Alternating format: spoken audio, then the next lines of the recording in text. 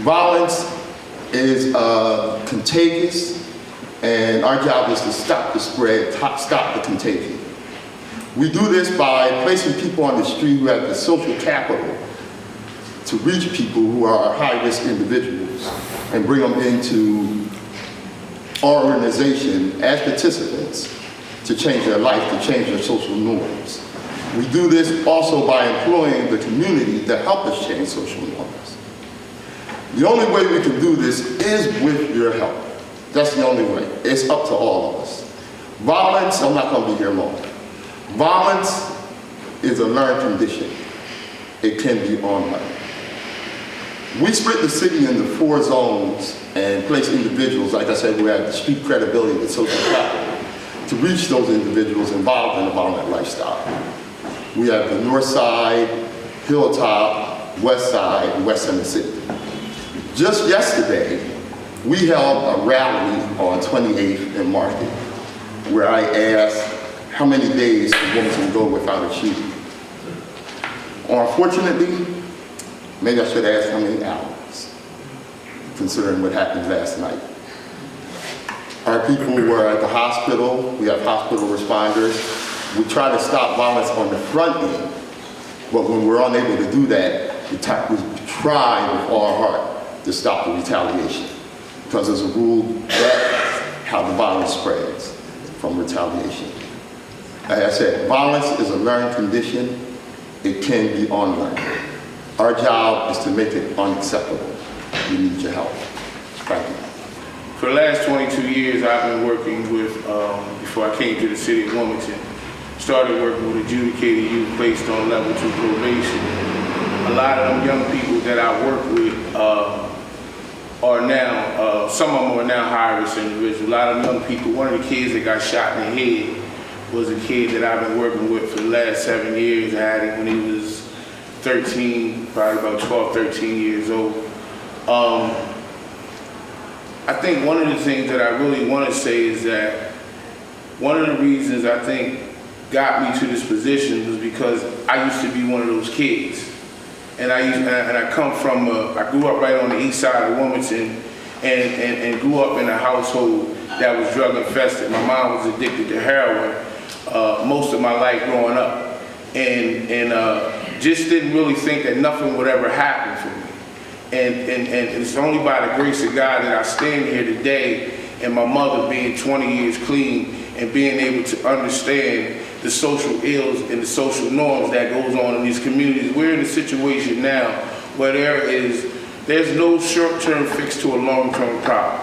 Always remember that. We're in a situation now that we have to go into the community and change the mindset of the community to get them to understand that it's not normal for a young man to get shot outside of your house in his head 10 o'clock at night. So we're on a mission right now to change social norms, and we're going to need you to help change those social norms. These guys are out when people are asleep. These guys are responding to shootings 1, 2, 3, 4 in the morning.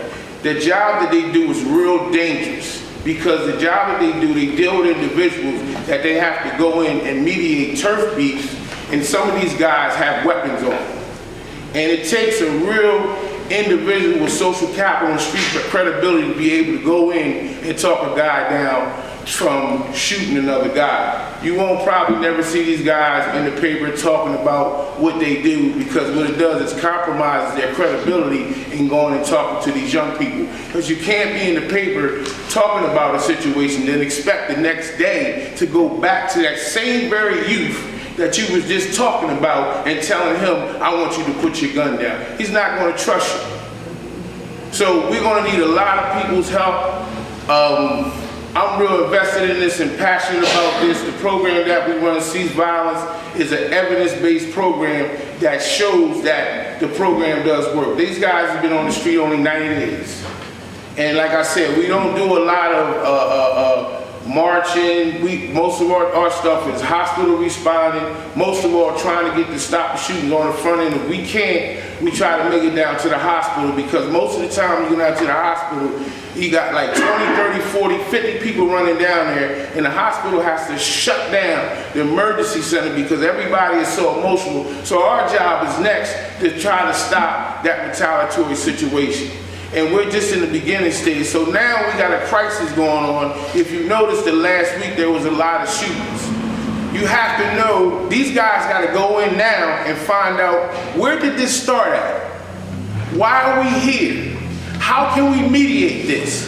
And again, it takes a special group of guys to go in and to be able to do this. And that's where we're at now. We're in the process also. Again, the most important thing is to change the community norms. That's changing the mindset of the community. Because if you don't change the mindset of the community, get the community to understand that violence is not acceptable in their community, we're fighting an ineffective battle.